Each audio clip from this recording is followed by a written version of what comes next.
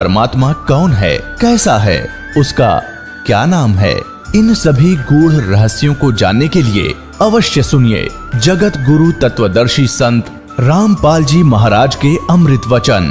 कबीर साहब कहते हैं कि एक समय ये जितने भी भैरव भूत पित्र और ये देवता देवी मेरे पास आकर खड़े हो गए और कहने लगे, जो आपकी पूजा करते हैं, आपको मानते हैं, वो हमें नहीं पूजते। अब हमें बताओ हम कहाँ जाएं, हमें ठौर बताओ। कबीर साहब ने कहा, जो मेरी पूजा नहीं करते वो तुम्हारे लिए ही हैं, उनको लूटो खाओ। देवी देव ठाड भये हमको ठौर बताओ, जो मुझको पूजे नहीं उनको लूटो खाओ। जाओ तुम जो मुझे नहीं पूछते खाओ। और फिर मर्यादा है बीड़ी शराब तंबाकू सेवन मदिरा सेवन मांस आहार और दुराचार भ्रष्टाचार चोरी डाके ठगी मिलावट ये जुल्म नहीं करना। पुण्यात्माओं, जब भगवान राज्य प्रसन्न हो गया तो सब कुछ मिल गया और परमात्मा रूठ गया तो सब छूट गया। तो सबसे पहले हमने ये डर कर रहना चाहिए कि भगवान रुष्ट ना हो। रूठो जग सारा रूठो ना परमेश्वर हमारा, इन्हीं का है परम सहारा। हमने है भी इसी नहीं का, हमें ज्ञान नहीं, ज्ञान होने के बाद भी फिर हम जानबूझ के गलती करें तो ऐसा अनजान फिर भगवान नहीं तो आपकी फिर भी मदद करेगा नहीं। इतना ज्ञान दिया जाएगा कि इंसान गलती नहीं कर सकता भूल के भी, ना चोरी कर सकता, ना जारी कर सकता, ना रिश्वत ले सकता। जहर दिखाई देगा, किसके लिए लेंगे? तो ये जो मर्यादा आप रखोगे फिर परमात्मा की बरकत देखना। अभी हम अपने हिसाब से तो चल ही रहे थे, दूनी बिरान माटी करवा ली। अपनी जीव संज्ञा की सोच से तो हम चल ही रहे थे, कुछ भी लाभ नहीं हो रहा। अब इस दास के बताए अनुसार परमात्मा पर विश्वास करके देखो कुछ दिन, फिर देखियो आपको क्या सुख होगा। आपकी जबान का थूक सूख जाएगा दूसरे को बताते बताते।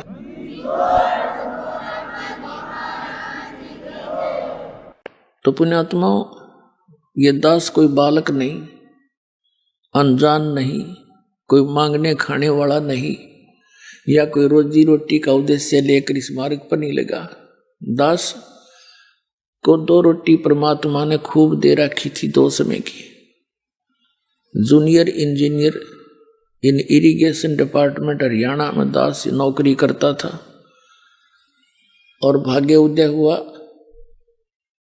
परम संत स्वामी रामदेवानंद जी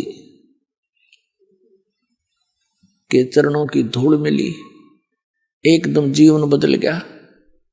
जिस टारगेट को लेकर उद्देश्य के लेकर जी रहे थे वो तो कति नकली दिखाई दिया।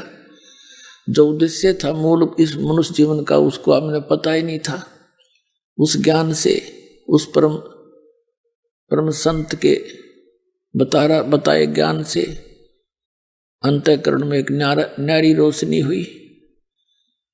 और फिर सन 1917 फरवरी अमावस्या 1988 को दास को दीक्षा की भीख मिल गई। उस दिन के बाद अपनी नौकरी भी करता था, परमात्मा की भक्ति दिन रात करता था, क्योंकि यह भक्ति ऐसी है जो प्रारंभ से लेकर आज तक भक्ति यही है और है ही नहीं। इसमें अज्ञानियों ने गलत साधना करके हठ योग आदि व्रत रखने फलाना करना ये शुरू करा दिए, और इसको हम जन साधारण कर नहीं सकता। जबकि भक्ति यही है, किसी वेद में, गीता में या परमात्मा के गौड़ ज्ञान ज्ञान कबीर वाणी में देख लो। नाम उठत नाम बैठत नाम सोवत जाग बे, नाम खाते नाम पीते नाम से ती लाग बे। चलते फिरते बैठते उठते हैं, उस मालिक का जाप करना है, नाम से मोक्ष होगा। तो ये दास अपने सर्विस भी करता था क्योंकि अपने जो दैनिक कार्य के बाद हमारे पास घना समय है, और जब तक हम इस भक्ति मार्ग पर ज्ञान पर नहीं लगते तो हमने वो समय जो हमारा भक्ति में लगना था वो गलत जगह लगाते थे, या तो किधर गप्पे मारा करते बैठ के पार्क में, या किधर और मित्र रिश्तेदार के पास से हम जा खड़े होते, या फिर गुटी लगाने लग जाते, या ताश खेलते थे, या राजनीति की बतलाया करते, या किसी की और नंदा चुगली कर लेते, या फिल्म देखने लग जाते आंख फाड़ के। तो वो जो समय हम बर्बाद किया करते थे उसी समय को अपने पेट वाले समय से निकाल कर, जो अपना निर्वाह वाले समय के अतिरिक्त बहुत समय हमारे पास है। जैसे 8 घंटे ड्यूटी है तो 16 घंटे से 6 घंटे सो ले, 10 घंटे क्या फिर क्या काम है, रोटी भी खा ले, नहा भी ले उस मत है, और फिर भी समय बच गया, घंटा 2 घंटा 3 घंटे मालिक का सारे दिन में भी समय मिल गया, नहीं समय बेड़ा पार हो जाएगा। तो यह दास सर्विस भी करता था और अपनी भक्ति करता था। जैसे ये फील्ड का काम होता था, वहाँ तक जाते थे बस में बैठ के या जीप में या अपनी व्हीकल से, तो वहाँ तक दास केवल सिमरन करता जाता था, सिमरन करता आता था। 2-2 घंटे लग जाते आने जाने में। काम का काम, राम का नाम। ऐसे ही आप यहाँ से बैठते हो, कोई तो बेचारे 24-24 घंटे सफर करके पुण्यात्मा आते हैं मालिक के दरबार में, भगवान के बच्चे, कोई 2 घंटे कोई 4 घंटे। तो उस दौरान अपना ज़्यादा से ज़्यादा मंत्र में ध्यान रखें। वो तो समय आप पैक हो गए उसमें, तो कि मैं और सोच भी नहीं सकते, कुछ कर भी ना सकते। फिर भी ऐसे भी जैसे खेत में जाते हैं, ड्यूटी पर जाते हैं, तो कुछ ना कुछ मंत्र थोड़े बहुत जरूर करता रहे, याद रख, इससे हम काम बन जाएगा। ये कोई ना सोचा अब भाई पूरी शांति हो लेगी फिर भक्ति करेंगे। शांति कब होगी? एक व्यक्ति था, परमात्मा कहते हैं जो जन मेरी शरण है ताका हूं मैं दास, और गेल गेल लग गया फिर जब लग धरती आकाश। एक व्यक्ति था परमात्मा का पुनर्जन्म का कोई भक्त, अब वो किसान था। अब परमात्मा कहते हैं जब जो मेरी एक बार शरण में आ गया किसी भी युग में, परमात्मा कहते हैं उसने निकाल कर छोड़ दूंगा, उसके साथ साथ फिरता रहता हूं मैं जब लग धरती आकाश रहेगा उसको। पर वो मुझे पहचान नहीं पाता, उसका दुर्भाग्य है। तो उस किसान के पास परमात्मा एक साधु रूप में गए कबीर जी। किसान से कहा, क्योंकि पूर्व जन्म के जो पुण्यकर्मी प्राणी हैं उनका स्वभाव बहुत अच्छा होता है, साधु संत अतिथि का बहुत सत्कार करते हैं। बड़ा सत्कार किया, आओ महाराज बैठो महाराज, नुहाओ धुआए, कपड़े धोए, बच्चा तक कवा के धोआए, खाना खिलाया। परमात्मा बोले, फिर भगवान गए जिस उद्देश्य से, वो लगे ज्ञान देने, भाई भगत तेरा स्वभाव भी अच्छा, लेकिन सारा काम बिगड़ रहा है आपका भक्ति बिना, भक्ति करा करो। किसान कहने लगा, महाराज जी ये बैठे हम नहीं भक्ति करने का, ये बस समय नहीं, छोटे छोटे बालक हैं, कमाना है, खेती करूंगा, थोड़े से बच्चे समझदार हो जाएं, ये अपना काम संभाल दे महाराज जी, फिर मैं भक्ति है करूंगा, मैं और काम में को नहीं। महाराज परमात्मा चले गए। अब वो बच्चियां की शादी भी कर दी, बच्चों ने खेत का काम भी संभाल लिया, और उनका पोता पोती भी हो रहे। जब परमात्मा गए, अगुवाई किसान भक्त, अब होगी तो न फुर्सत, आ जाओ ईब कर ले, भक्ति ले ले नाम।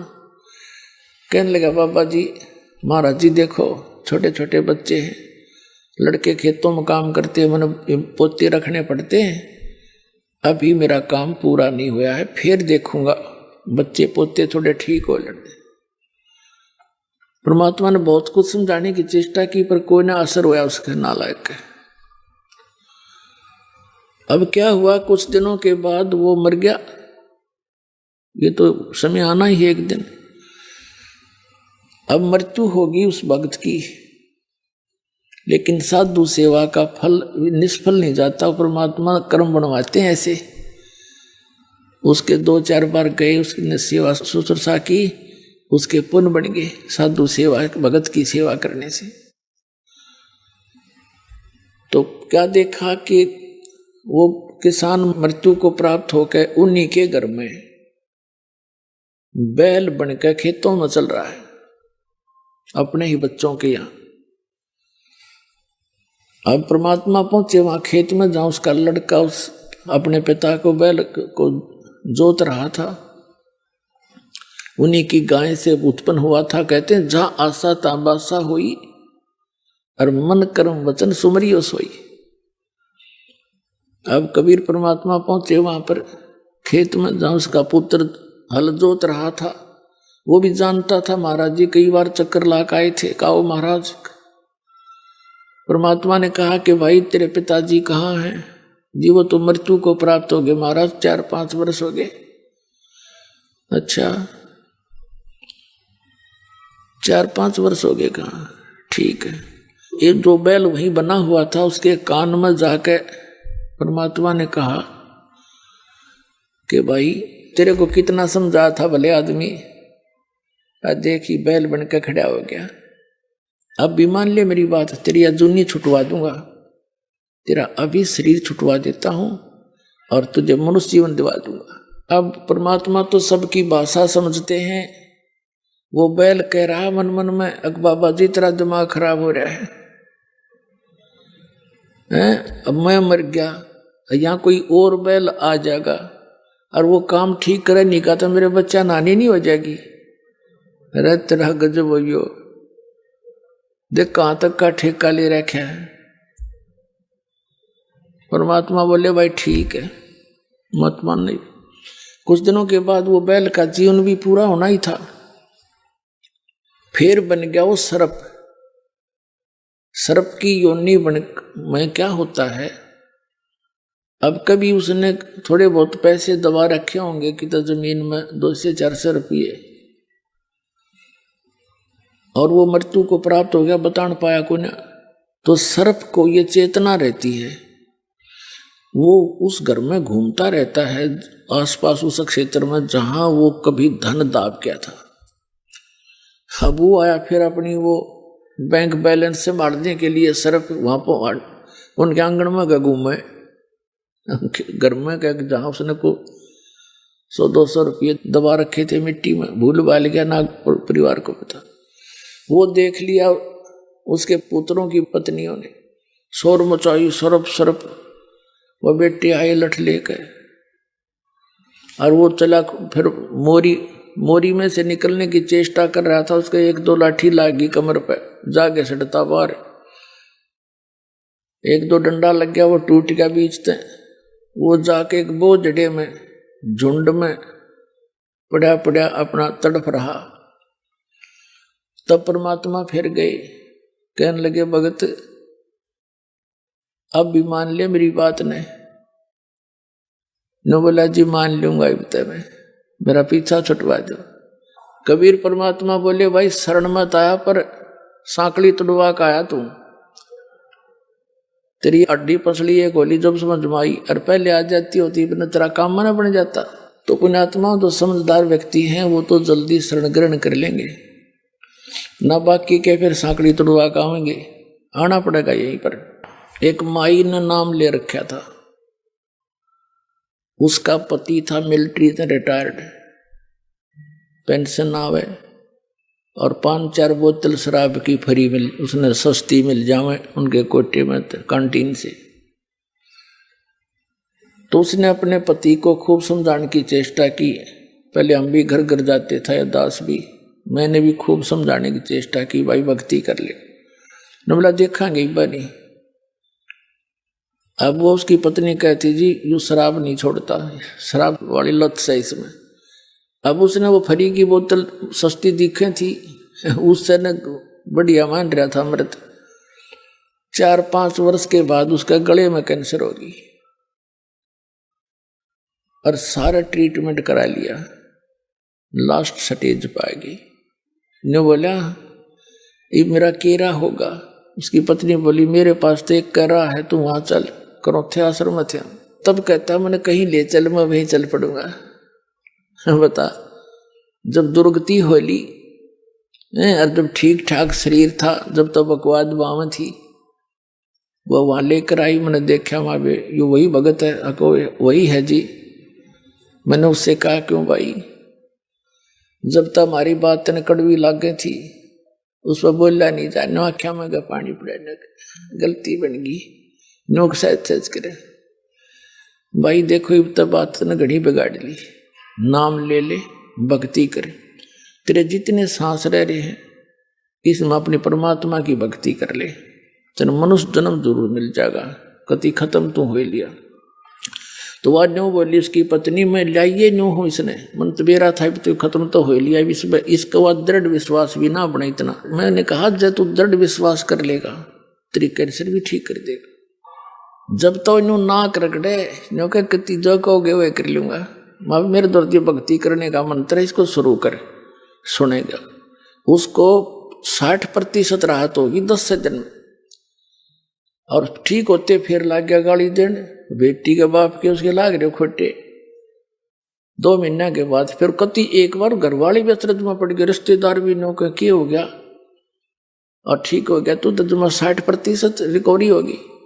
फिर लाग गया बकवाद करने, नियम रखा नहीं, फिर मृत्यु को प्राप्त हो गया। तो उसको फिर भी मनुष्य जीवन कभी ना कभी दाता फेर देगा। अब शरण में शुरू हो गया। तो इस एक तो बुद्धिमान तो है पहले आ जा, और कर्महीन फिर सांकली तोड़वा का आवेगा, पीछा छूटेगा यही आने से। तो बुद्धिमान व्यक्तियों को चाहिए ज्यादा देर नहीं करे, समझदार है, कोई बालक नहीं। तो पुण्यात्माओं, इस प्रकार इस परमात्मा की शरण में आने से आप जी को एक विशेष राहत मिलेगी, और जो संसारिक सुख हैं वो भी मिलेंगे, और जो आपके ऊपर प्रारब्ध के पाप कर्म आवेंगे वो ठीक होंगे। कहते हैं संत शरण में आने से आई टले बला,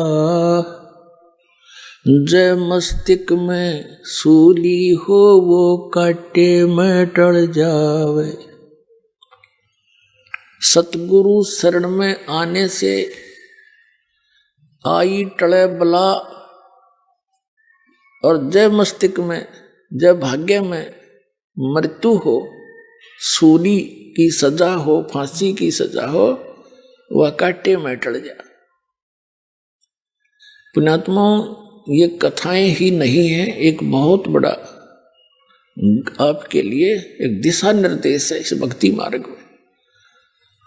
एक माई थी विधवा, उसके एक पुत्र, और वो लड़का कुसंगत में पड़कर शराब पीने लग गया और ना कोई काम करे।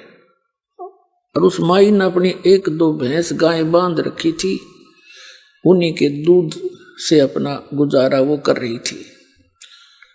कबीर साहब की लीला है, परमात्मा कबीर जी ये हमारे पिता हैं, ये हमारी माता हैं, ये हमारे मित्र हैं, सखा हैं, ये हमारे भाई और बंधु हैं। तो ये अब हमारे लिए भटकते रहते हैं। कहते हैं 100 छल सीधर मैं करूं अपने जन के काज। जहां पर भी इसकी प्यारी आत्माएं पुनर्जन्म के संबंधित कोई रहा होता वहां ये पहुंच जाते हैं। जैसे ऋग्वेद मंडल नंबर 9 सूक्त नंबर 1 मंत्र 8 में एक प्रमाण दिया है कि परमात्मा राजा के समान, और परमात्मा सब संकटों का नाश करने वाला है, और वो हम सभी प्राणियों की 3 प्रकार की स्थिति से वो धारण पोषण करता है।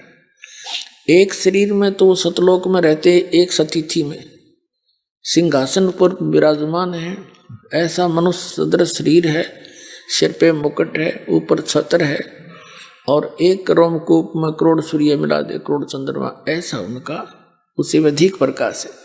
ये तो परमात्मा वहां सतलोक में एक बहुत बड़े उसमें रहते हैं, एक मंदिर नुमा, एक स्तूप के अंदर, और दूसरी स्थिति में वो प्रत्येक युग में शिशु रूप धारण करके कमल के फूल पर सरोवर में प्रकट होते हैं। इस कारण से वो नारायण कहलाते हैं। और धीरे धीरे बड़ा होकर के एक जनसाधारण जैसी भूमिका प्रत्येक युग में करके दिखाते हैं कि भगवान न्यों मिलेगा, इन बकवादा तो भगवान नहीं मिलेगा। परमात्मा कहते हैं कि गिरवीर जोड़ बडेर हैं ये माया के धनवंत, रावण की जो लुटेंगे जहाँ पाँव नडे नहीं संत, जहाँ संत नहीं जाते, चाहे कहते हैं गिरिवर जोड़ बडेर हैं ये माया के धनवंत, जिनके पास धन है, पैसा है, न कोई गांव में एक नंबर का सेठ है, कहते हैं उनकी पहाड़ जैसी महिमा है, और वो अंत में ऐसे लौटेंगे जैसे रावण की वीरान मिट्टी हुई थी, जहाँ संत की शिक्षा नहीं होती, दीक्षा नहीं होती। गिरवीर जोड़ बडेर हैं ये माया के धनवंत, रावण की जो लुटेंगे जहाँ पाँव नडे नहीं संत, जहाँ संत मेहमान नहीं होते, जहाँ संतों का संग नहीं होता। तो परमात्मा प्रत्येक युग में आते हैं और इस तरह की लीला करते हैं। जैसे दुल्हा रूप में एक झोंपड़ी में रहा करते थे, हाथ से काम करते थे, भक्ति भी करके दिखाते थे, उनको जरूरत नहीं थी भक्ति की, लेकिन हमारे लिए एक एग्जाम्पल कोड करके गए, उदाहरण दे कर गए, वो एक भूमिका की तुम ऐसे करो। और जो भी उनके पास मेहनताना आता था कपड़े के बुनने से, उसमें से जो घर के योग्य आहार के लिए जो चाहिए था वो सामान लाकर बाकी जो पैसा बच जाता था उसका सत्संग कर देते थे, भंडारा करा देते थे, भगत बुला के खाना सत्संग करते थे, वहाँ खाना खिला देते थे, सत्संग भी सुनाते थे। और फिर हमें ये बताना चाहते थे कि तुम विश्वास करोगे ना मेरे पे, ऐसे करो फिर देखना मैं क्या करूंगा तुम्हारे लिए। एक बार किसी ने झूठी चिट्ठी डाल दी थी कबीर जी के को तंग करने के लिए, नीचा दिखाने के लिए, कि वो भंडारा करेगा 3 दिन का, सब साधु संतों के डेरा में कि सभी आइयो 3 दिन का भंडारा है, और एक असर भी देगा प्रत्येक भोजन के बाद। ये लिख रखा है चिट्ठी में। एक दोहर देगा, दोहर होती थी बहुत सुंदर कंबल टाइप। तो सभी मंडलेश्वर, सभी डेरा के संत अपने सारे चिल्ला ने लिया, एक जितनी बार जितनी रोटी खाएंगे, ये थमाया के पुजारी थे, और सबको एक असर भी मिल जाएगी, एक दौर मिल जाएगी प्रत्येक भोजन पे। तो उनका मुखिया ने सोची थी खूब जोटा लगेगा, खूब पैसे मिलेंगे, खूब दौड़ मिलेंगे, उन्हें बेच के फिर पैसे ले लेंगे, अपना काम चलाएंगे। 18 लाख व्यक्ति आ गए, और परमात्मा का शाम का आटा बर्तनों में, और कबीर जी के नाम से चिट्ठी लिख दी थी। अब परमात्मा ने दूसरा रूप बनाया, सतलोक में गए, और वहां से 9 लाख बैलों से, अपने सतलोक से 9 लाख बैलों के ऊपर, पहले यही थी ट्रांसपोर्टेशन, 9 लाख बैलों के ऊपर सारा सामान लाद के, चीनी, घी, आटा, चावल, सब कुछ, और वहां ला के टेंट लगा दिए नारे नारे। वहीं सतलोक से ही परमात्मा के बच्चे हंस रूप में आए, और वही हंसों को परमात्मा ने बैल बना के लाए, फिर जाके वो वैसे ही बना दिए, और बाकी सेवादार भी उनके साथ आए, और अपना दूसरा रूप बना के एक टेंट में विराजमान हो गए, और काशी के चौपड़ के बाजार में वहां लगा दिए हजारों की संख्या में टेंट, और उन टेंटों में नो कारण ढेर के ढेर पूरियां के न्यारे, चावल के अलग, दूध के डेग भरे हैं, और आटा की बोरियां के नरे। और वहां कहते बिना पकाया पक रहा।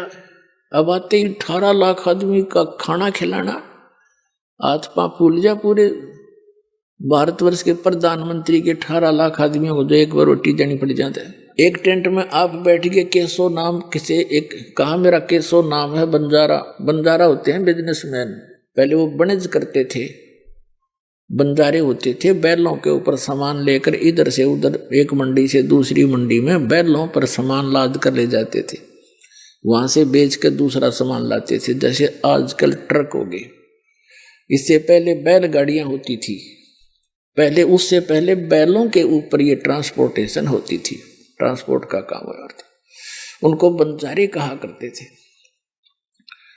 तो 3 दिन तक 18 लाख व्यक्तियों को 3 दिन और रात, दिन रात भंडारा चलो, खुला भंडारा, गैब का बिन चिट्ठी बिन नाम। तो 3 दिन तक प्रत्येक खाने के बाद वो खाना खा के उठे, वहां पहुंच जा लाइन में, एक असरफी और एक दोहर, उसको भगत सेवादार प्रदान कर रहे हैं, पालक बैठे हैं टेंट में, सब उनका तो बस वो माया पुजारी थे, उन्हें तो माया चाहिए थी, एक एक 3-3 बार खावा था दिन में रोटी। 18 लाख आदमियों को 3 दिन तक छका दिया कति, और फिर भी बचा रह गया सामान। तो कबीर साहब कहते हैं, कल पे कारण कौन है कर सेवा निकाम, मन इच्छा फल देऊंगा जो पड़े मेरे ते काम। अब वो ये बताया है कि जैसे मैं एज ए कबीर भक्त एक रोल कर रहे थे, यदि तुम ऐसे चलोगे और तुम पर कोई फिर ऐसी आपदा आवेगी, तो वो आपदा गौड़ सतरते ही दूर हो सके थी, जीव के बस की नहीं थी। तो परमात्मा कहते हैं, जब धनी ते काम पड़ेगा, तेरा कोई आपत्ति आवेगी, फिर देखना मेरे हाथ बहुचक्का कर दूंगा सारे संसार को।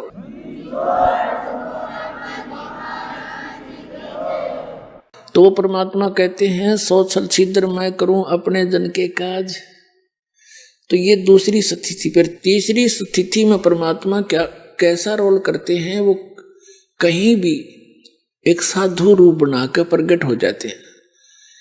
पहले तो ना तो कोई कन्वेंस थी और ना ही कोई ऐसा टेलीकास्ट था कि अभी एक आदमी कहीं रह रहा है तो उसका 6 महीने तो पता नहीं चला किसका है, कौन है। तो ऐसे उस नगर में, उस गांव के बाहर जहां वो विधवा बहन रहती थी, उसका पुत्र निकम्मा हो गया था।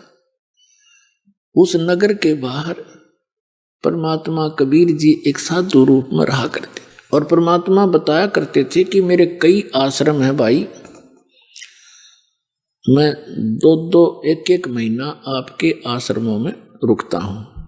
अब जैसे परमात्मा साधु रूप में उस आश्रम में आते थे, 1 महीना या 2 महीने रुकते थे, फिर चले जाते। तो जितने भी वहां भक्त थे, छोटे गांव हुआ करते, 10-20 घर उनका उपदेशी थे। तो उन सभी उपदेशी परिवारों ने गुरुदेव की सेवा के दिन बांट रखे थे कि प्रथमा को हम भोजन खिलाएंगे, द्वितीया के दूसरे का, तृतीया को तीसरा, यानी सभी अपना बांट कर उनकी सेवा का फल ले रहे थे। आश्रम में गुरुजी और साथ में 2-4 जो भक्त रहते थे, वो वहाँ खाना नहीं बनाते थे, उस नगर से ही दोनों समय का भोजन जाता था। अब गुरुजी का भोजन के लिए सबका नंबर लगा हुआ था। एक बहन का नंबर आ गया और उस दिन उसका दूध फट गया। तो बहन ने सोचा भी गुरुजी का आज हमारा भोजन का नंबर है और खीर नहीं बनाई, तो फिर क्या सेवा करी। दूध खत्म हुआ तो वो अपनी पड़ोसन के पास गई जिसके भैंस गाय दूध देती थी। किसके पास? उस विधवा के पास जिसका इकलौता पुत्र था और वो निकम्मा हो गया था। उस बहन से जाकर उसने कहा, कुशल हो बहन। अब जैसे कोई किसी से वस्तु मांगने जाते हैं तो सीधा ही नहीं कहा जाता, अगर मुझे फला वस्तु की जरूरत है ला दे। आदमी औपचारिकता करता है, बैठता है, कुशल मंगल पूछता है, फिर उसका मूड देखता है और फिर उससे प्रार्थना करता है कि मुझे उस चीज की आवश्यकता थी। परमात्मा की सेवक बहन ने कहा विधवा बहन से कि बहन कुशल है। अब उसको कहा आजा बहन बैठ जा, और अपना सारा दुख रो दिया कि क्या की कुशल हो। छोटे से इस बच्चे का पिता मर गया था और मैंने इस उद्देश्य से दूसरी शादी भी नहीं कराई कि मेरे बेटे की वीरान मट्टी हो जाएगी, ना जाने कौन किसा मिल जाएगा, इसको दुख हो जाएगा। तो मैंने इसको जैसे तैसे पाल पोस कर बड़ा किया। सोचा था भी काम में हाथ बटाओगा, ये निकम्मा हो गया। पैसे ले जाता है, घी बेच कर गुजारा करती हूँ और पैसे नहीं छोड़ता, एक भी सारे पैसे ले जाता, शराब पीवे। ऐसे कहकर वो फूट फूट कर रोने लगी। 50 वर्ष की उम्र हो गई थी, 40 की। तो उस बहन ने समझाने की चेष्टा की कि बहन देखो, परमात्मा के सत्संग में चला करो, हमारे साथ भगवान के। आप देख रहे हो हमारे घर में भी ऐसे ही सब होया करता था, शराब भी पिया करते थे, सब छोड़ छाट गए। तो वो कहने लगी बहन मैं नहीं जा सकती, क्योंकि तुम्हारे तो पति सिर पे हैं, तुम्हें तो लोग कुछ कहेंगे नहीं और मेरे बारे में 100 बात बनावेंगे। अब उस समय तो वह बहन ज्यादा बता नहीं पाई, उसको कहा बहन तेरे पास एक काम आई हूं कि ऐसे ऐसे मेरे दूध फट गया, गुरुजी का भोजन बनाना था और सूखी रोटी कैसे ले जाऊं, मुझे उधारा दूध दे दे। वो कहने लगी बहन उधारा तो दो को ना, अरे ये दूध काट कर रखा था बाल्टी में, सारा का सारा उठाकर उसके पात्र में डाल दिया। अक ले जा, उधारा नहीं वैसे ले जा तू फ्री में। उस बहन ने कहा कुछ तो रख ले, अगना सारा ही ले जा। कद भाग जगह मेरे संता के सेवा का। देख परमात्मा की दया होती है, उसमें ऐसी प्रेरणा बढ़ती, यहां से शुभ कर्म शुरू हो जाते हैं। अब वो बहन उस दूध को लेगी, खीर बनाकर उसने तो अपना वो कर्तव्य पूरा किया। एक दिन के बाद फिर उसने खुद विवश होना पड़ा उस उपदेशी बहन ने इस बात पर विचार करने के लिए कि ये बहन के या तकती देवी है, इतना कुर्बान ये तो हम भी ना कर सकते। कोई हमारी भगत बाण मांगना आवा बहन तो हम भी नहीं दे सकते, नु सारा का सारा थे। तो इसमें जगह है भगवान की। उसके पास वह बैठने लगी, जा जाकर जिक्र करने लगी, समझाने लगी कि बहन समाज की तरफ नहीं देखा करते।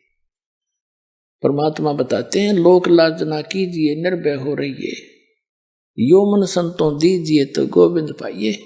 लोक लाज मर्याद जगत की, तरण जो तोड़ बगावे, जब कोई राम भगत गत पावे। उस बहन ने कथा सुनाई कि आपने मीराबाई की कथा सुनी है।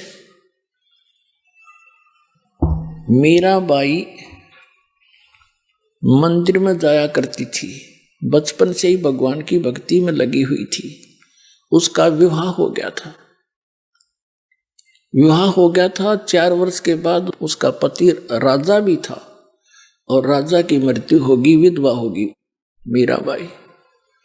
उसके देवर गद्दी पर बैठ गया, संतान कोई थी को नहीं। तो उसके देवर ने मंदिर में जाने के लिए उसको मना कर दिया कि पहले तो मेरा भाई जीव था और लोगों का मुंह बंद था, और ठाकुरों की लड़की, पहले ठाकुर घर में जन्म था इस मीराबाई का, और ठाकुरों की बेटियां और पत्नियां औरतें घर से बाहर नहीं निकलती थी, पर्दों में रहा करती थी। लेकिन मीराबाई मंदिर में अवश्य जाती थी। उसका पति बहुत नेक आदमी था, उसने विरोध कराया नहीं उसका कि कोई बात ना, तेरी आत्मा मानती है तू जाया कर। 1-2 नौकरानी को साथ भेज देता था।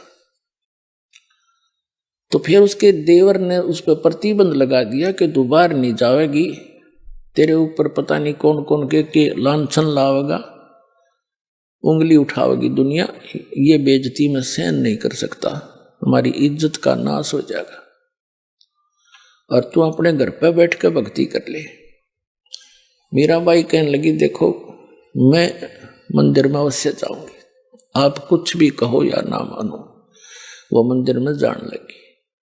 तो उसने, हम ऐसे ही अनजान हैं, इस नकली परंपरा के आधार पर हम अपनी बहन बेटियों के साथ इतना जुल्म ढा देते हैं।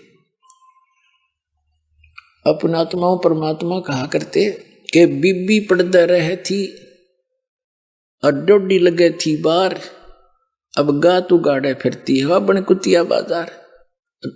नक पे सर नक पे बनी पैरे थी हार हमेल, और सुंदरी से कुतिया बनी सुन साहिब के खेल। वो पर्दे की सुंदरी सुनो संदेशा मोर, और गात उगाड़े फिरती हैं वे फिर करें सरायों शोर। जो इन ऊंचे घर बांधते हो, जिनको ऊंचे जैसे राजनेता हो गए या पहले अच्छे पैसे वाले या उच्च श्रेणी के जो लोग माने जाते हैं, वो अपनी बहन बेटियों को घर से बाहर नहीं जाने देते थे। हमारी इज्जत का नाश हो जाएगा, हमारी बेइज्जती हो जाएगी, सत्संग में तो जाने नहीं दिया करते थे। तो वहां जाए बिना इस जीव को अपने उद्देश्य का पता नहीं लगता। तो सत्संग में ना जाने के कारण वो बहनें, वो बीबी, वो औरतें जो पर्दों में रहा करती थी और सामने उनके डोडी लगाई जाती थी, कोई गैर व्यक्ति अंदर ना चला जाए। तो परमात्मा कहते हैं उस भक्ति के बिना, कबीर साहब कहते हैं कबीर हरि के नाम बिना या नार कुतिया हो, और गली गली भौकत फिर टूक न डाले कोई। इसी प्रकार कहते हैं बीबी पर्दे रहे थी और डोडी लगे थी बार, इब गात उगाड़े फिरती है बन कुतिया बाजार।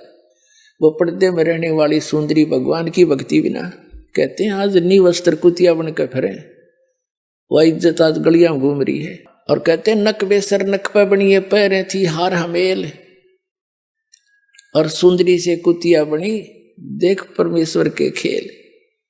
फिर कहते हैं वो पर्दे की सुंदरी और सुनो संदेशा मोर, वह गात उगाड़े नंगे गात फिरती है फिर करे सरायों सर। वो राजा की रानियां, बड़े घरों की बहू बेटियां काजू किस्मत डालकर हलवा खीर बनाया करती थी, खाती थी और झूठे छोड़ देती थी। बांदियां नौकरानियां खाती थी, उनके पूर्व जन्म के संस्कार अच्छे थे। बैटरी चार्ज थी, आगे चार्जर मिला नहीं, वह बैटरी डिस्चार्ज हुई, खत्म होगी। जीवन मनुष्य का नाश हो गया भक्ति बिना। अगले जन्म में वही राजा की औरतें, उच्च घरानों की औरतें कुतिया बनकर नी वस्त्र घूम रही हैं, काजू किस्मस के खीर हलवे खाती थी। अब वो धर्मशाला के सामने बैठती है, एक ग्रास के लिए इंतजार करती है, कोई यात्री खाना खा रहा है। अब वो कैसा टूक डालता है, कुत्ते को ऐसे फेंक देता है रेत में, और फिर वो ऊंच घरों की बहन बेटियां और कुतिया बनी अंडे, और उस टूक को भाग कर खाती हैं। 10 ग्राम रेत साथ खाती हैं उस रोटी के एक टूक के। और जब बकवाद बाव थी तो परमात्मा कहते हैं नक बेसर नक पे बनी पैरें थी हार हमेल, ये सुंदरी से कुतिया बनी सुन साहिब के खेल। एक समय एक पुल्लो नाम की बाई थी भगतनी, और एक राजा की 3-4 रानियां थी। राजा उनसे चर्चा करता था कि एक पुल्लो नाम की भगतनी बहुत अच्छी है, बहुत ही भली है, भक्ति करती है। अब औरतें तो औरत की प्रशंसा से किसी दृष्टिकोण से की जा वो घाट सुना करे। उन्होंने सोची कोई घड़ियां सुंदर होगी, राजा उसकी बहुत प्रशंसा करे। उन्होंने कहा कि एक दिन उस पुल्लो ने यहाँ बुला लो ना, हम भी देख लें। उसने राजा बोला बुला लूंगा।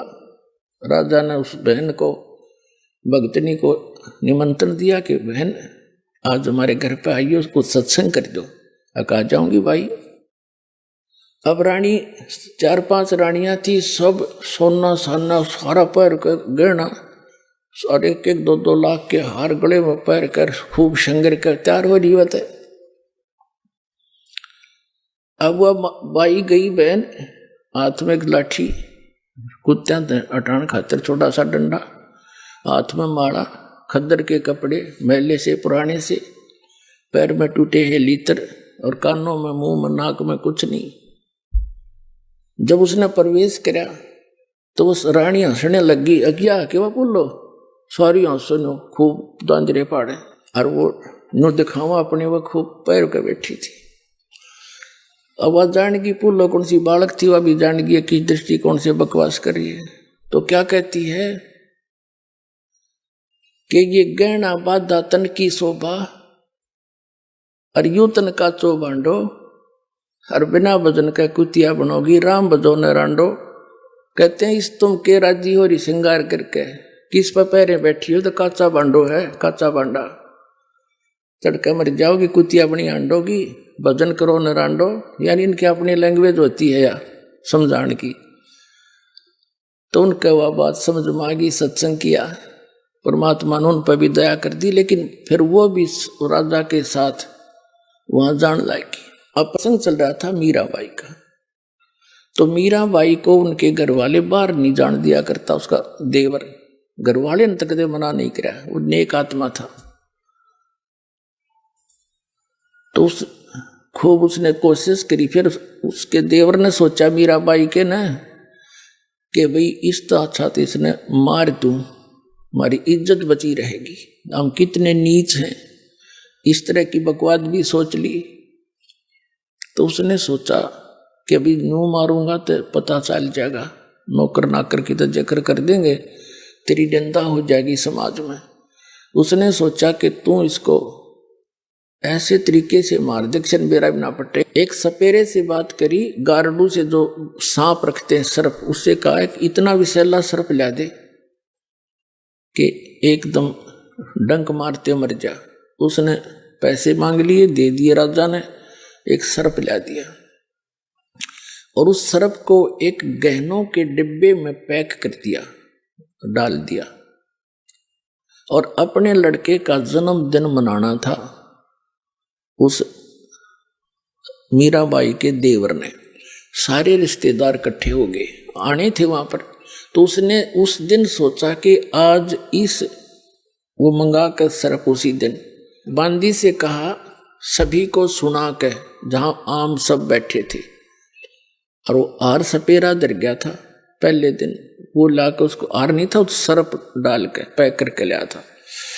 और बांदी नौकरानी को दे दिया कि जो मीरा को दे दे और कह दे सार ने पैर लेगी, क्योंकि वो कुछ नहीं पैरा करती गहना वहना। और वैसे तो विधवा होने के बाद माई पहले कुछ भी प्रयोग करती ही नहीं थी। तो उसने कहा कि उसको कह देना मीराबाई को कि सार को पैर लेगी, कदे मेरी बेइज्जती करवा दे रिश्तेदारों में। न्यू ना कहेंगे अब भाई मर गया था पाछे, तो इसने ओढ़ने पैरने के लिए भी कुछ नहीं देता। तो इसलिए सब कुछ समझा के और वह बांदी भेज दी। बांदी ने जाके कहा कि राजा ने कहा है इस हार ने पैर लिए, रिश्तेदार आए हुए हैं, और नहीं तो तेरी खैर रही है, बहुत नाराज हो जाएगा तेरे थे। मीराबाई ने सोची कोई बात नहीं, मेरे लिए तिया माटी है। और यूं मानने को ना नाड़ी समझ को भी बात भी ना बिगड़ती, थोड़ी देर डाल लूंगी, घंटा 2 घंटा। बांदी के सामने ही उसने कहा खोल बांदी। नौकरानी खोल ले ला। इसने नौकरानी ने खोला, उसमें इतना सुंदर हार था, वहां आसपास कोई बने नहीं, उस क्षेत्र में भी नहीं बन रहा था, इतना बढ़िया हार उसमें। और मीराबाई ने पैर लिया, वह पड़ा रह गया। माटी यहाँ है यहाँ एक जैसी है, मेरे लिए तो सोना नहीं, चांदी नहीं, हीरे नहीं, मेरे लिए तो मिट्टी है। अब पैर लिया, बांदी आ गई। अब वो गया, फिर बाद में अकमरली होगी बात है, क्योंकि बांदी के सामने सर्प वो बांदी ने वो निकाल देती है। तो उसने बांदी से पूछेंगे क्या था कि सर्प था इसमें ऐसे डस गया। तो वहां वो जैसे ये लेकर गया था, लोग न सोचेंगे सांप से डस कर मर गया, आप की तो सांप आ गया होगा। अब अन्यों कौन पूछा था भाई सांप बतानिया हुए, सांप लड़ गया उठा लो, इस तरह सोच रहा था। तो थोड़ी देर के बाद वो गया कि वो मर चुकी होगी, और फिर सबको बुला कर कह दूंगा अरे सांप लड़ गया भाई, सांप लड़ गया, बुलाइयो सपेरों को, खत्म हो जाए। वो जाकर देखा, दरवाजा खोला, वह हार पहने बैठी।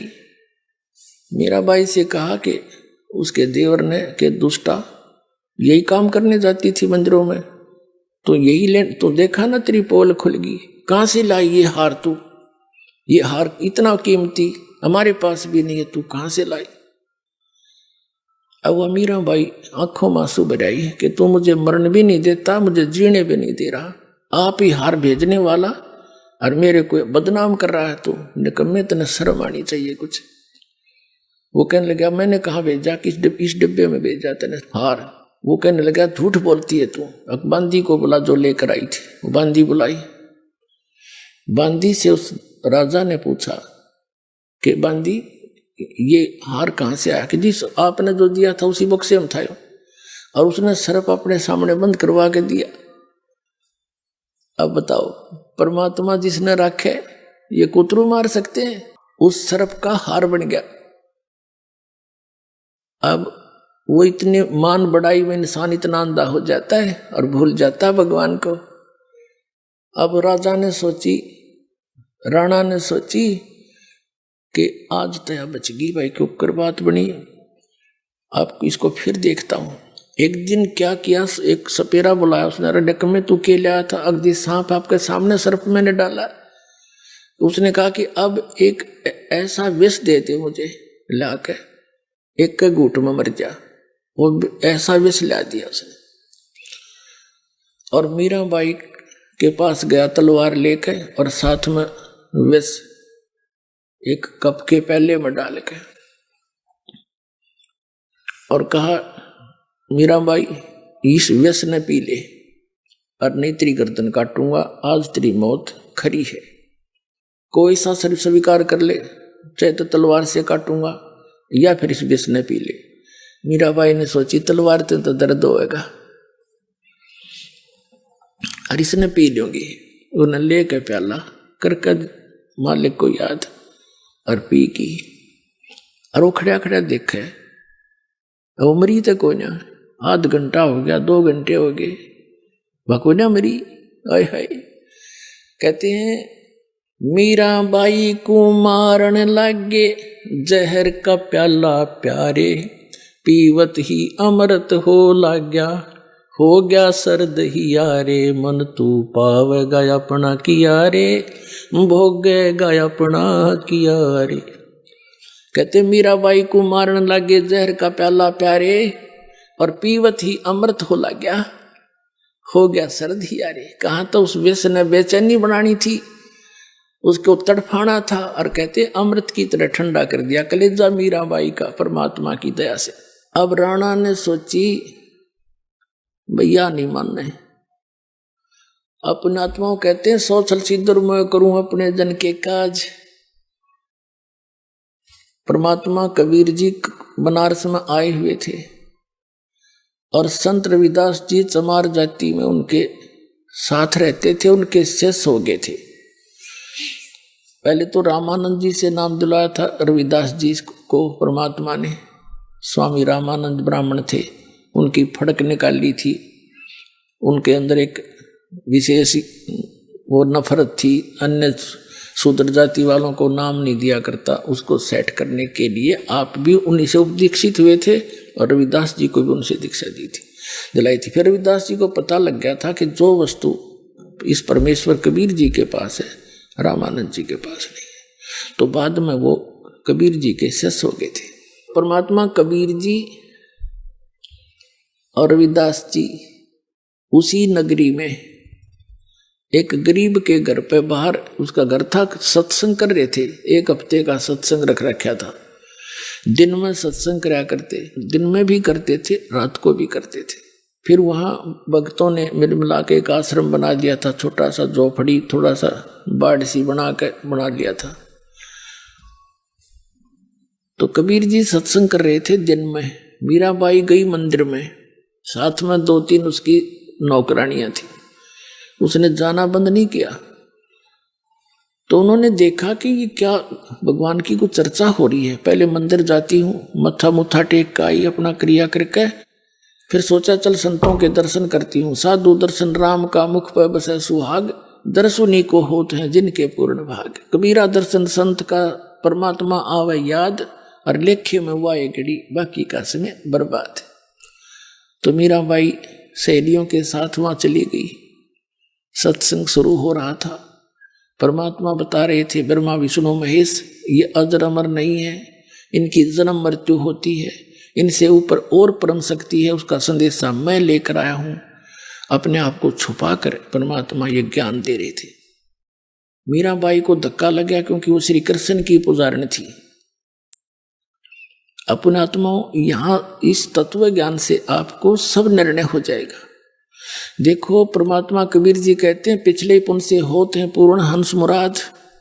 जैसे ये दास पहले श्री कृष्ण और श्री विष्णु और श्री शंकर भगवान हनुमान जी इनका पुजारी था, और जो साधना हम कर रहे थे वो ये दंत कथा थी ये, और इससे भी घर में सारे सुख हो रहे थे। हम ये सोचा थे इन तो हो गए, और हो रहे थे पूर्व जन्म के संस्कारों से, इनसे तो कुछ हो ही नहीं सका था, ये पता लग गया। मीराबाई को जहर पिलाया। मीराबाई कृष्ण पुजारी थी, श्री कृष्ण तो वो कोई ऐसा चेंज कर ही नहीं सकते परिवर्तन, तो वहां रक्षा भी करी कबीर परमात्मा ने। मीराबाई का जहर का प्याला उसने पिया और उसको ठंडा कर दिया, और वो अनुमान रीति श्री कृष्ण ने कर दिया। और जब वो सर्प का हार बनाया तो परमात्मा ने बनाया कबीर जी ने, वह नु सोच रही थी श्री कृष्ण जी ने बना दिया। तो हमने ये पता लगेगा इस बात से कि हम जो साधना कर रहे थे, छोटा मोटा कोई राहत मिले थी, वो भी ये परमात्मा दे रहा था हमारे को, क्योंकि हमारे साथ फिरता है ये। कहते जो जन मेरी शरण है ताका हूं मैं दास, गेल गेल लग गया फिर जब लग धरती आकाश। जो बच्चा गऊ की नजर में यूं साई को संत, और भक्तों के पीछे फिरा यो भक्तो चल भगवंत। जगत का पेखना पेख्या धनी का नाम ना लेखा। जो सब कुछ कर रहा है उसका तो जिक्र भी नहीं था, रामीन देवताओं के ऊपर आश्रित थी, न ऐसे कर दिया। ये अपना कुछ नहीं कर सके। श्री कृष्ण जी के सामने पूरा यादों को लड़का मर गया कट के, और नहीं बचा सके, और स्वयं ठाकर मारने लग गए, लास्ट में से पागल से हो गए थे। इनके इतिहास में देखो तो मीराबाई को बड़ी चिंता हुई कि श्री कृष्ण से ऊपर भगवान बतावे। दुख हुआ, लेकिन किस्मत जाएगी। प्रसन्न किया महाराज जी, जो आप बात बता रहे हो या मेरे गला उतरा को नहीं। कबीर परमात्मा बोले बेटी सच्चाई तो सच्चाई होती है, आपके गला उतरे चाहे ना उतरे। आप किसकी पूजा करती हो? कि श्री कृष्ण की। श्री कृष्ण से ऊपर मैं नहीं मानती किसी को। परमात्मा बोले बेटी ये देवता झूठ नहीं बोला करते, इनमें इतनी खासियत होती है। और तू नो कह रही है कृष्ण जी मेरे बात करा करने। श्री कृष्ण जी तो पूछ लिए तू, इनसे ऊपर के सता है कि नहीं। अब मीराबाई ने हृदय से याद किया, श्री कृष्ण प्रगट हुए और उन्हें पूछा भगवान आज मैंने संतों का सत्संग सुना है, और सत्संग संत झूठ नहीं बोला करते, इतना तो मैं मानती हूँ। आइए अब हम उन श्रद्धालुओं के अनुभव जानते हैं जो जगत गुरु तत्वदर्शी संत रामपाल जी महाराज जी से दीक्षा प्राप्त कर चुके हैं तथा उनके द्वारा बताए गए भक्ति मार्ग पर चल रहे हैं। नमस्कार जी। नमस्कार जी।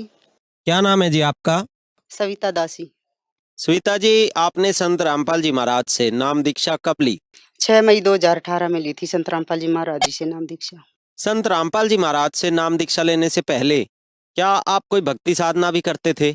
हाँ सर जी, हम संत रामपाल जी महाराज जी से नाम दीक्षा लेने से पहले सभी देवी देवताओं की भक्ति करते थे, जैसे तीर्थ धामों पे जाना, पितरों की पूजा करना, तीर्थ स्थानों पे जाना, वैष्णो माता के मंदिर में जाना, नवरात्रि रखना, शिवरात्रि का व्रत रखना और गुगन नवमी का व्रत रखना आदि आदि बहुत सी और भी साधनाएं करती थी जो भी समाज में होती हैं।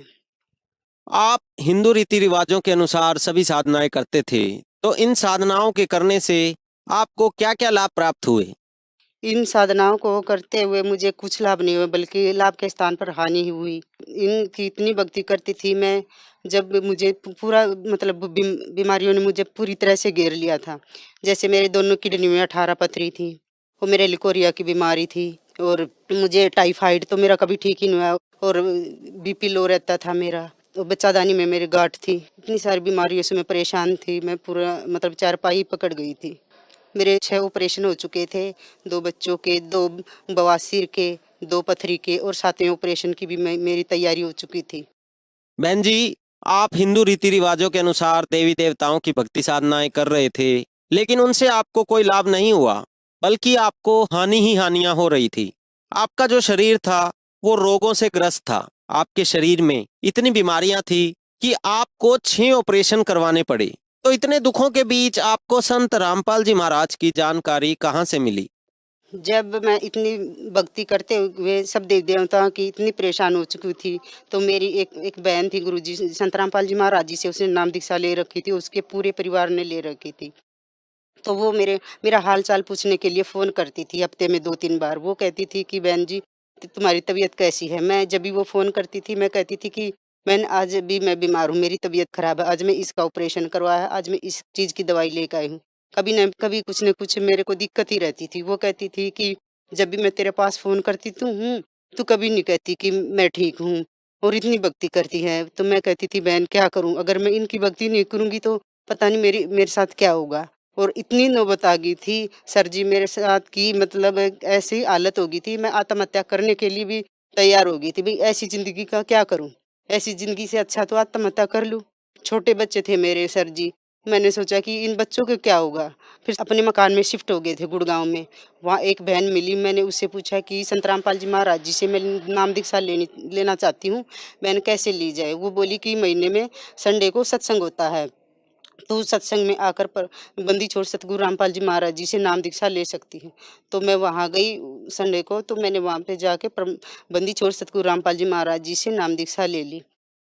तो बहन जी, आपने जब संत रामपाल जी महाराज से नाम दीक्षा ली, तो क्या उसके बाद आपको कोई लाभ भी प्राप्त हुए? क्योंकि पहले ही आप बहुत ज्यादा परेशानियों से जूझ रहे थे।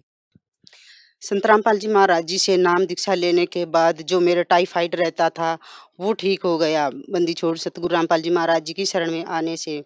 और जो मेरे बच्चादानी में गाँठ थी, वो अपने आप ही ठीक हो गई। मैंने उसकी कोई दवाई नहीं ली, सिर्फ़ संत रामपाल जी महाराज द्वारा बताई गई सतभक्ति से।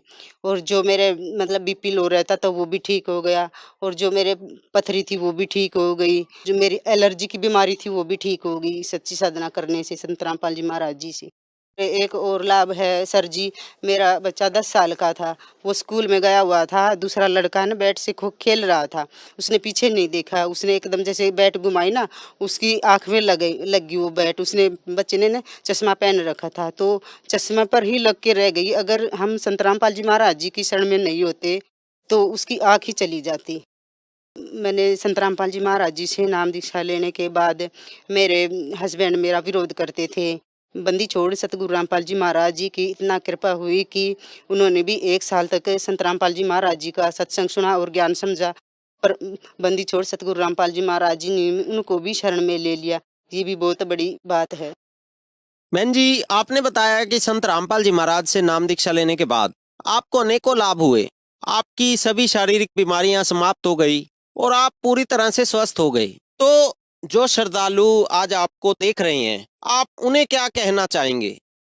जो भी बहन भाई आज मुझे देख रहे हैं, मैं उन्हीं सभी से हाथ जोड़कर यही प्रार्थना करना चाहती हूँ कि कोई भी इस संसार में सुखी नहीं है। हर कोई किसी न किसी बीमारी से या किसी दुख कष्ट से परेशान है। मैं सबसे हाथ जोड़कर विनती करना चाहती हूँ कि संत रामपाल जी महाराज जी का सत्संग सुने, ज्ञान समझे, पुस्तक पढ़े, निःशुल्क पुस्तक मंगवा सकते हैं आप। और तब आप भी मेरी तरह संत रामपाल जी महाराज जी से नाम दीक्षा लेकर अपना कल्याण करवा सकते हैं। बहन जी, संत रामपाल जी महाराज से नाम दीक्षा कैसे ले सकते हैं? बंदी छोड़ सतगुरु रामपाल जी महाराज जी से नाम आप साधना चैनल पर 7:30 बजे सत्संग आता है और उस पे पट्टी आती है। उस पे आप नंबर दिए होते हैं, उन पे कॉन्टैक्ट करके नज़दीकी नामदान सेंटर पर जाकर नाम दीक्षा ले सकते हैं और जगतगुरुरामपालजी.org वेबसाइट पर जाकर अपनी पूरी जानकारी प्राप्त कर सकते हैं। धन्यवाद जी। सत साहिब।